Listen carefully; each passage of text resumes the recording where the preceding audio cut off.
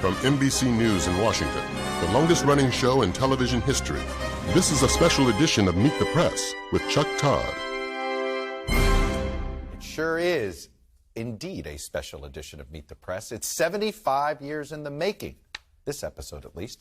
You hear it every week. You just heard it just now. Meet the Press is the longest-running show in television history, period. It was created by Martha Roundtree and Lawrence Spivak as a radio show, believe it or not. Meet the Press moved to broadcast television on November 6, 1947. Our very first guest was James Farley. Now, Farley was the quintessential Washington newsmaker at that time. He was FDR's basically chief political advisor. He was the campaign manager and also the postmaster general during the New Deal, because if you were head of the post office, you could put your political allies all over the country in every zip code in America. And that first show was moderated by Martha Roundtree. She was there in the moderator chair until 1953. Our legacy would not exist without her. Are you ready to meet the press? I suppose I'm as ready as I will be. Since 1947, Meet the Press has been a place for presidents. Neither I nor the American people would support the sending of an American team to Moscow with Soviet invasion troops in Afghanistan. First of all, I expected to find the weapons. Legislators. The facts are these. China has not met the conditions of the president's order. I hate the press. I hate you especially. But the fact is, we need you. We need a free press. Candidates. So you want to be president? I do. I don't know if I were not a woman, if I would be judged in the same way on my candidacy. World leaders. I am not communism. I am not agree with communism. Had they continued, I think we would have had anarchy. The guests on Meet the Press changed history. We confront the fact that the Negro is still a victim of glaring and notorious conditions of segregation and discrimination. Men marrying men, women marrying women, and heterosexual men and women marrying women all are entitled to the same exact rights, all the civil rights, all the civil liberties. Were you bitter ever? I was not bitter then. I'm not bitter now. Since its conception, Meet the Press has featured the very best political journalists. Through their sharp questioning, Meet the Press has kept you abreast of the news. In fact, it has made news. Over the course of 75 years, about 3,600 episodes, interviews with 13 presidents, and 12 different moderators, one thing has stayed the same. Because if it is Sunday. If it's Sunday, it's Meet the Press. Well, to help us look at all the ways that Meet the Press has changed over the years and to talk a little bit about where political journalism is going in the future, I'm joined now by Yamiche Alcindor. She's the moderator of Washington Week. Call us our little partner friend over there at PBS. She's also a Washington correspondent for NBC News. She's seen here in an early appearance on the broadcast. Here's Michael Beschloss. He's our NBC News presidential historian. He's been on the show quite a few times. George Will, syndicated columnist, a staple of all Sunday morning television, not just this one. We'll talk about that. And Betsy Fischer Martin, executive director of the Women in Politics Institute at American University and a former executive producer here at Meet the Press. So, hi. Hi. How you doing? All right, it's good to be here. It's good to have you here. That diamond anniversary. Right. All right. Yeah. Let's start our conversation here. We're going to look at the what I think is one of the sort of the treasures of the Meet the Press archive. It's our interviews with world leaders. Here's a taste. There's been a lot of evidence through the refusal to bring China into the United Nations that it has driven China more into the arms of Russia than would have been the case. There's no sense of making peace with a weak Israel. A weak Israel can be thrown into the sea. For a country of India's vast size and great diversity, I think democracy, that is the people's participation, is the only way to make it function. Are you saying that the United States, President Bush and Secretary Baker are ignoring the PLO in this affair? It is clear that they are ignoring completely the Palestinian people and their leadership. I always say to win this war, we need three main things: weaponry, finances, and sanctions. You know, Michael, before there was CNN, about the only place Americans would see world leaders was at Meet the Press. That's exactly right. And it was a staple of these visits. As you know, all of you who know this history, John Kennedy in 1961 welcomed the Prime Minister of India, Nehru, and Kennedy is famed, at least in our circles, for having said, you may think it's difficult dealing with me, but you're going on Meet the Press, so you're going to have a rougher experience. George, I mean, where else were you going to see a world leader being interviewed? Because there wasn't really another place that this took place in America. Exactly. American journalism is sort of pre and after 1980 when CNN came on. And suddenly, if you wanted to see the majority leader, you had to go to Meet the Press. Mm-hmm. After that, if you couldn't avoid seeing the majority leader. Yeah. It's deplorable. Whether that's a good thing or a bad thing. But the reputation of the show was such that the world leaders knew if they wanted to have an audience here, this was the place to be. And that the reputation really transcended. And I remember, typing up, you have to type like a formal letter, get it delivered to the embassy, then the embassy would invite the head of state. And it was like a big deal. It's swarms of security everywhere. Yeah. I remember being reamed out by the attaché to President Karzai in Afghanistan because Secret Service wouldn't let me go out and say hello and meet him, and they got very offended that nobody was there to greet him on the way in. So lots of fun memories of that. Yamiche, and it's funny, it's like the world leader discussion is something that I think is sort of, we don't have the same amount of focus on it, and it's always been one of those things that I think people lament that we don't have more focus on this again. Certainly, and when you think about politics and where we are even today, it's such a it's such a worldly place. And you think about inflation, that's a global issue.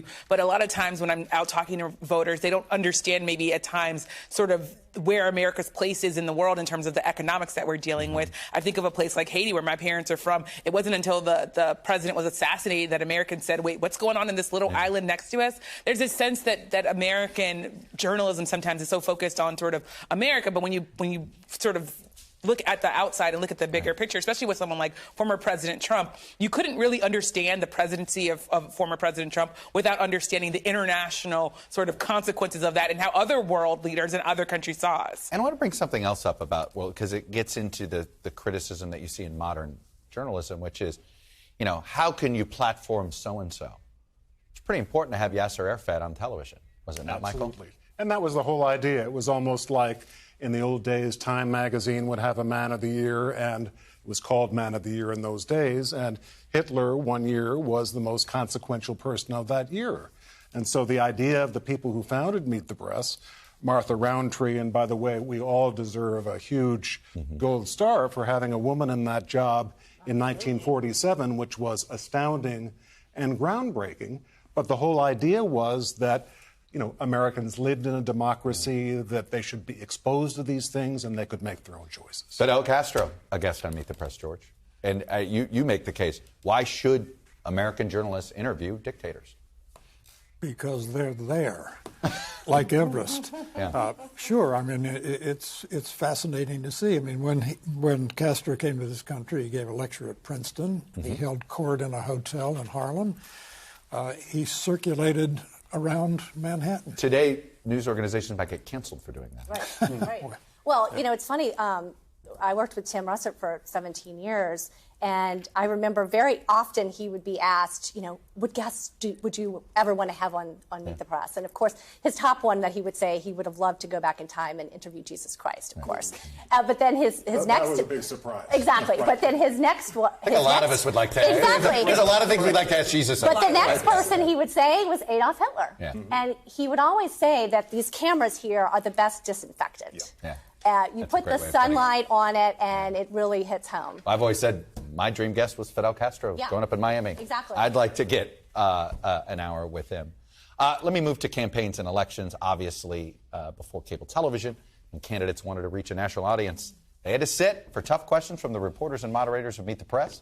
Here's a taste of some of those interviews, starting in 1952 with the Republican nominee for vice president, Richard Nixon.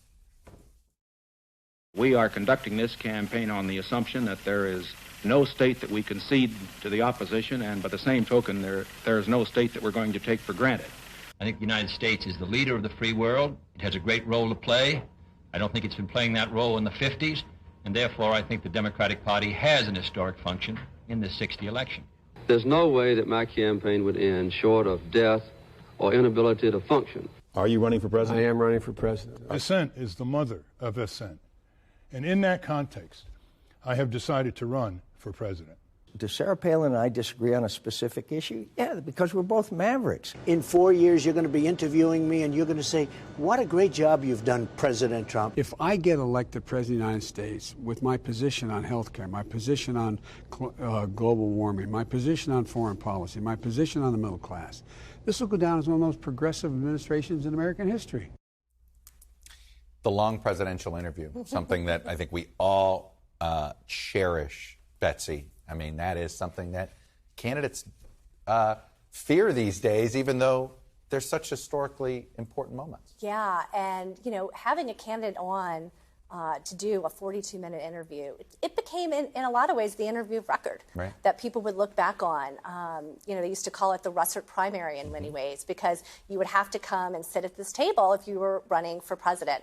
There were, of course, times where certain candidates would want to do that. I remember Mitt Romney in 2008 was the last of the candidates to ever come. We had this Meet the Candidates series, and Tim, on a weekly basis, would badger at the end of the show, "We're still waiting for Mitt Romney to come," and like would not let up on it, because it was something that, you know, a place like Meet the Press, you can have those long form interviews, and it's something that, you know, you can't get anyplace else. You know, these days, George, I look at those that agree to a long-form interview as, oh, they're serious. Yeah. And those that don't want to sit for it, they're not serious. They just want celebrity. Yes, but their communications advisors all say don't do it. Right. I mean, what's the percentage? They want to control what they say. They want to say what they want to say and no more. Right. That's the secret of survival on television. And television is, I hate to say it in this august group, less important than it used to be because of social media, which, by the way, have made all of our campaign finance laws look archaic because the declining utility of the last political dollar goes like that. Yep. And the social media is much more efficient. This gets into the future aspect of this, Michael, which is, you know, where are we going to get presidential candidates to sit down and address uncomfortable topics? Well, I think the cycle could turn again, because Meet the Press in 1947 was largely a response to the fact that a lot of radio news and radio commentators had very extreme ideologies. Before World War II, the radio priest, Father Coughlin of Michigan, had as many as 30 million people listening to his radio program. He was anti-Semitic, he was fascist, he was in favor of suspending elections. So the idea of the founders of this program was that Meet the Press will be a response to this. It'll be a primary source. It'll be a holy place, an all-truth zone. And these things happen in cycles, and I hope that our society gets to the point where we say, this is a cherished part of democracy that we need. Yamiche, you're at Washington Week, which has also got its own legacy, if you will. And you hear from viewers who say they want more thoughtful conversation. Of course, that's PBS, not cable. It's true, but I think there is this real interest in really understanding who these people are that are running. We are living in this society right now where everything's so clip-based. Everything's kind of the TikTok, almost the TikTok primary at this point. You have candidates who just sort of want to go viral and viral moments, and then you have these moments that are less scripted that could really, in some ways, characterize how someone views a candidate.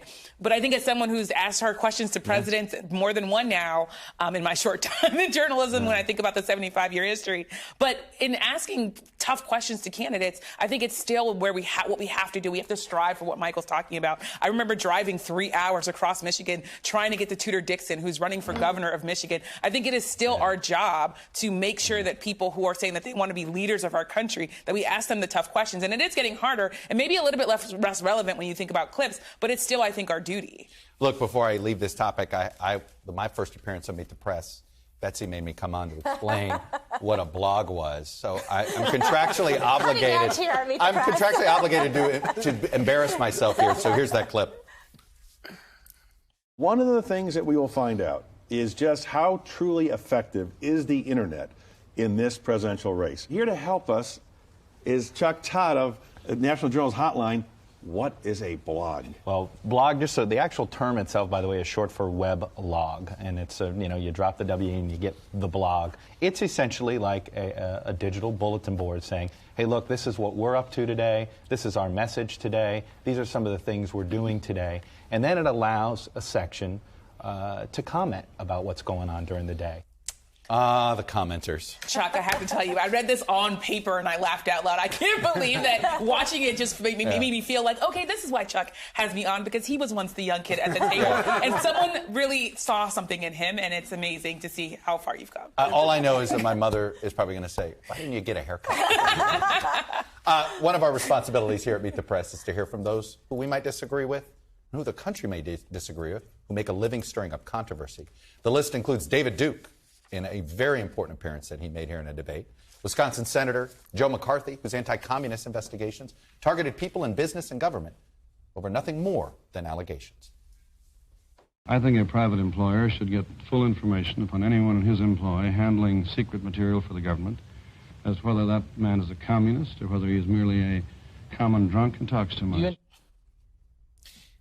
Joe McCarthy, Michael, was in some ways the first type of politician who tried to use media for his own. I mean, he dangled scoops and all of this stuff. How successful was he exploiting the press? He was very successful, and that was before the time of social media. He would say, there are 52 communists in the State Department. Oh, I forgot, there are actually 127. And, he would make this stuff up, but he got extremely far and was a tremendously powerful figure in this country, especially when Dwight Eisenhower was running in 1952. Not until McCarthy was finally censured at the end of 1954 did this furor begin to ebb. If I were ever to pick out the three most important Tim shows. Yeah, David Duke. David Duke, Edwin Edwards debate, because Duke needed to be confronted in a national audience, not in Louisiana. Exactly, and it was that disinfectant in the sunshine. But, that interview was 1991. I remember I had just started as an intern here. I was from New Orleans, so I remember that show vividly. Tim was later asked about was there a time that he felt like he crossed the line in sort of the interrogation? And he would tell the story about that particular interview. David Duke was on, and Tim went after him and said, what was it about this country that made you want to become a Nazi? And of course, David Duke was like, I'm here to talk about the economic prosperity of Louisiana and what we're going to be doing about jobs, et cetera. And so then Tim, not scripted, said, okay, sir, well, can you tell us the three biggest employers in the state of Louisiana? Right. Clueless. And then Tim kind of went after him. What do you mean you don't know the biggest employers? Aren't you running for governor? Blah, blah, blah, blah. Fast forward, he always talked to his dad after Meet the Press. He called it the cheapest, most reliable focus group, right? And he called his dad, oh, Dad, I felt like I crossed the line there. I went into interrogation mode and I was too tough. And his dad you know what? If you're going to be tough on somebody, if it's a Nazi, it's okay to do it to a Nazi. And he felt better about it. Okay. George. It's interesting that in that clip you just showed where Joe McCarthy said an employer has a right to know if an employee is a common drunk. 3.5 years later, McCarthy's dead from alcoholism. Yeah. And was known for coming on this program inebriated. And he also came on with a gun one time. Yes. Sat in his lap. McCarthy famous story. did. Yes. Oh. The D.C. police didn't come thank you. and deal with that one. Yamiche, this show's also hosted Minister Farrakhan.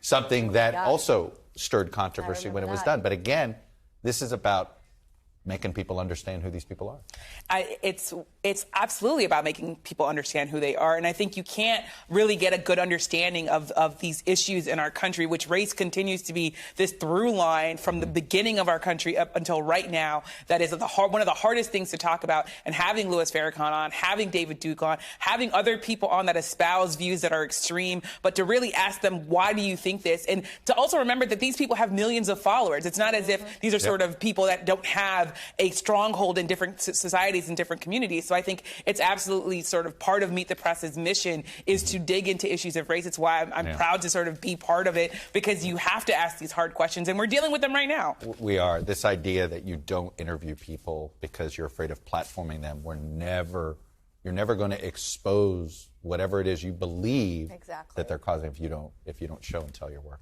After the break, Yamiche brought up civil rights. Well, civil rights has been a through line of Meet the Press. Cultural leaders, sports figures have appeared on this show because of that issue. We're going to hear from them in a moment. But before we go to break, one of the celebrities who also happened to be running for president one year, but only in one state, also made a stop on Meet the Press. I don't want to be president. I want to run for president. There's a difference. I'm running in South Carolina. You'd like to lose? I'd like to lose twice. I'd like to lose both a Republican and a Democrat. And what statement would that make? I think that statement would make that I was able to get on the ballot in South Carolina. And if I can do it, so can you. Welcome back. Meet the Press has always been a home for discussions about civil rights. Athletes have been those who have come on the show to speak out about the issue, going back to 1957, when Jackie Robinson appeared on Meet the Press to discuss the lack of progress for black Americans. Here are some of the legends of baseball, basketball, and soccer who have combined their activism and their athleticism. There was no identification among black players with a team. So I think that baseball needs to show some appreciation to their black stars. People have to understand that there are good Muslims that are on the side of what we understand to be the rule of law and just common sense and decency. Whether it's equal pay or racial equality or LGBTQ rights, I think we've just managed to give people hope. And with that, now we need to do the next step. Yamiche, we've also, we were talking about some of our archive, some of our most interesting interviews on civil rights are lost to sort of historical archives on the video front. But it is interesting how sports figures have almost been the best spokespeople, particularly African-American sports figures, to have a race discussion with a national audience. Certainly, and it's obviously these barrier-breaking sports figures who in some ways have been able to ingratiate themselves into the hearts of Americans who oftentimes have different political views, and it's then that they can sort of speak up about these issues that are harder. So you think of someone like LeBron James, the entire country sort of roots for him, of course, if you're not a Lakers fan, but a lot of people root for LeBron James. He can speak out and say, well, George Floyd should not have been murdered. You think about sort of who the sports figures are now. With you had Megan Rapinoe on, talking about the fact that equal play for women shouldn't be a political thing. It should be that you want to see your U.S. women's soccer team, which of course they're champions, be paid equally and be paid their worth. So those, I think, when you see sports figures talking about these hard issues, it softens them a bit and it makes Americans say, well, maybe we do have some things in common. George, you're probably second best known for your love and historical knowledge of baseball. Look, black baseball players in the 50s and 60s were perhaps the most important civil rights leaders we had, short of Martin Luther King. Sure. I mean, if you grew up in Alabama like Willie Mays or Willie McCovey or Billy Williams or Henry Aaron, there was one way out. It wasn't the NBA and the NFL at that time. We're not really on the map. Right. And baseball was where the action was. And, you know, one thing has to be said, and that is at the time that Meet the Press would put on a Jackie Robinson or Martin Luther King, hard as it is to believe in these times, oftentimes Southern affiliates and other people around the country would complain to NBC in New York and would complain to the producers of this program, including Lawrence Spivak. Right. And he had a steel spine. He said, this is what this program is for. You know, it's funny, Tom Brokaw tells those stories because he was basically based in the South during the Civil Rights, how often they would cover this story nationally and then he would hear these complaints from folks all the time. The through line on civil rights and sports feels like it still continues. I mean, we see it with Megan Rapinoe. Absolutely, and you know, I remember some of the interviews that we did. It didn't hurt, too, that Tim was a big sports fan. So if there was an opportunity to go to the All-Star game, we were going to do a show from there. We have no idea which team he supported. Exactly. But, I mean, you know, we had really interesting interviews with Michael Jordan, Charles Barkley, talking about, you know, values and mentoring children and being sort of the big sports figures that they were and what that meant and the responsibility that went along with that. So those were it was always fun to actually get out of kind of the Washington, you know, what I used to call senator salad around the table, right? And kind of get out and talk to some of these incredible people. You know, if there is, now we hear from all these folks all the time, and I guess the question is, has it sort of, it's almost harder for one person to have that. They can't find one place to sort of have a big impact anymore. It's collective impact, and it can be, but not one big impact, right, Yamiche? That's true. I think that it's right that we don't have the sort of big voices that everyone's listening to. I know there's always the question of, like, who's the next Martin Luther King, or who's the next person that everyone's going to coalesce around. But we have instead these movements. We have the Black Lives Matter movement. You have the Women's March and the consequences of that, and the activism that's continued on with that. So in some ways, we're also wrestling with some of the same issues, right? When you think about people telling basketball players to just shut up and dribble, and they saying, no, we're black men, we're black women, we're women. We want to speak up about these issues. I also think, as someone who covers race, I hear from viewers sometimes that say, why are you talking about race too much? Why are you covering this? And it's like, because it's the reality of so many people, and because it's still a through line and an important part of our politics. What's interesting now is how I didn't get any grief when I had Kareem Abdul-Jabbar. But if this program had him on in the 70s, much different story, right? Thank you all for celebrating. And, Thank you. Happy 75. Right. Yeah, there you feel go. that old. I don't feel that old yet. Before my mother hates, though, the fact that this show was born in 1947, because the year she was born, too. Anyway, before we go, I want to share one more piece of sound from our archives. It is Marvin Kalb's sign-off from his last broadcast as the moderator. He may have been speaking in 1987, but his message still carries wisdom with it today. After 30 years as a network correspondent, I leave with a simple but very strong belief, and that is that our democracy is a very precious national asset that is most healthy, most admirable, when there is an open and vigorous exchange between the press on the one side and the politician and policymaker on the other. That's what this program has been all about. I'm convinced that the freer the press, the stronger, more stable will be this democracy.